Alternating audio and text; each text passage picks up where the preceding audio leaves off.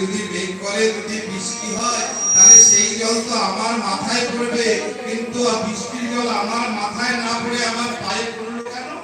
উপর দিকে তাকিয়ে দেখছি কি আকাশে মেঘ নাই, বৃষ্টি নাই, কিন্তু যেই না আমার গোবিন্দের বদল পানে চেয়েছে, উনি কি দেখছেন? ওই গোবিন্দের নয়ন দিয়ে ঝড়-অশ্রু ঝরঝর করে ঝরে পড়ছে, আর গোবিন্দের নয়নের জল আমার শ্রীরামের চরণে পড়ছে। আর যেই না দেখে শ্রীরাম বলছে, ওরে কানাই, আমাকে কাঁধে নিতে তোর এত কষ্ট হচ্ছে যে তুই কেঁদে ফেলেছিস মা? তুই আমাকে আগে কেন বলিসনি? তাহলে আমি কখন তোর কাঁধে থেকে নেমে যেতাম। নামিয়ে দে ভাই, তুই আমায় নামিয়ে দে। বুঝতে পারছি তোর বড় কষ্ট হচ্ছে আমাকে কাঁধে নিতে, তুই আমাকে নামিয়ে দে। গোবিন্দ